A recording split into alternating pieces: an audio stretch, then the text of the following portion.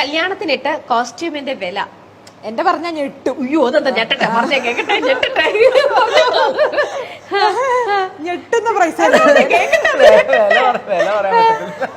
എനിക്ക് ഓർമ്മയില്ല സത്യം ഓർമ്മയില്ല. എന്തായിരുന്നു പറഞ്ഞേ? എന്റെ ആ മറ്റേ കല്യാണ സാരി ഇല്ലേ, അത് ആദ്യം പള്ളിയിൽ ഇട്ടുകൊണ്ട് കണ്ട റെഡ് റെഡ് അല്ല, ആദ്യം ഒരു ഗോൾഡൻ കളർ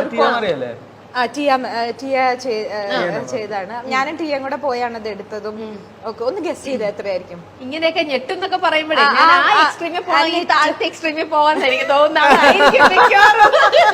അതാ ഞെട്ടെന്ന് പറഞ്ഞത്. പറഞ്ഞോ?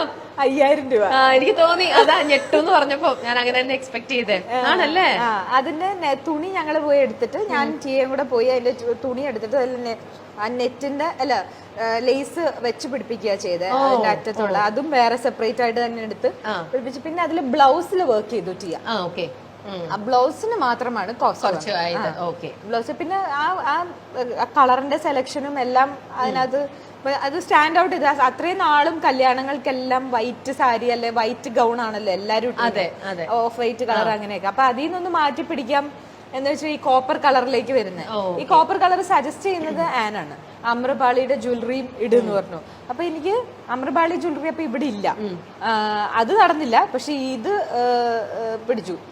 പിന്നെ രണ്ടാമത് കണ്ട ആ കളർ സാരി അത് ഇവര് തന്ന അല്ല, അത് ഷീമാട്ടിന്ന് എടുത്തത്. അത് നമ്മള് ഗേൾസ് സൈഡിൽ നിന്ന് തന്നെ ചെയ്യണതാ. അല്ല, ഇവരാണല്ലോ പക്ഷെ അത് സെലക്ട് ചെയ്തത് ബീന മാം തന്നെ സെലക്ട് ചെയ്ത് തന്നത്. ആ കളറും റാണി പിങ്ക് കളറ് സാരി.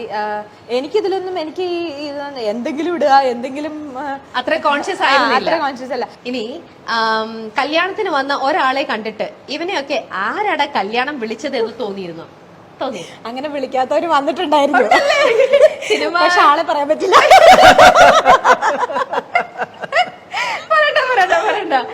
അങ്ങനെ തോന്നിയോ? നമ്മളെ അന്ന് നിങ്ങൾ നിൽക്കുമ്പോ പലരും സ്റ്റേജിൽ വരും, പരിചയപ്പെടാൻ വരും. നമുക്ക് ചിലപ്പോ നമുക്ക് അറിയുന്നുണ്ടാവില്ല ഇത് എങ്ങനെയാ, എന്റെ സൈഡാണോ ഇവരുടെ സൈഡാണോ, നമുക്ക് തന്നെ ചിലപ്പോ പരിചയം ഉണ്ടാവില്ല. ചില ആൾക്കാരൊക്കെ അങ്ങനെ വന്ന് എനിക്ക് തോന്നിയിട്ടില്ല. അല്ല, അറിയുന്നവരൊക്കെ തന്നെയായിരുന്നു. ഓക്കെ. കല്യാണം ഇപ്പോഴാണ് നടക്കുന്നതെങ്കിൽ നിങ്ങൾ എന്തൊക്കെ മാറ്റങ്ങൾ ഇതിൽ കൊണ്ടുവരും? നിങ്ങൾ ഒരുപാട് വർഷങ്ങൾ പഴയതൊന്നും അല്ല, പോലും പോവില്ല. അതിൽ നിന്നൊക്കെ നമ്മൾ ഒരുപാട് ഇവോൾവ് ആയി. ഇപ്പൊ നമ്മള് മെച്യൂർഡ് ആയി, നമുക്ക് വേസ്റ്റ് ഓഫ് മണി എന്ന് റിയലൈസ് ചെയ്തു അല്ലേ? ഇത്രയേ ഉള്ളൂ. നമ്മുടെ ആ ഒരു ഫസ്റ്റ് റൗണ്ട് കഴിഞ്ഞു. നമുക്ക് സിനിമയിലേക്ക് വരാം. പറഞ്ഞോളൂ സിനിമയെ കുറിച്ച്. അങ്ങനെ ത്രില്ലർ മൂവി, അറിയാണ്ട് വിചാരിക്കാണ്ട് കയ്യിലേക്ക് വന്ന ഒരു മൂവിയാണ്. അതെ. അത് ഇതിന്റെ ഡയറക്ടർ എന്റെ കോളേജ് മേറ്റ് ആണ്.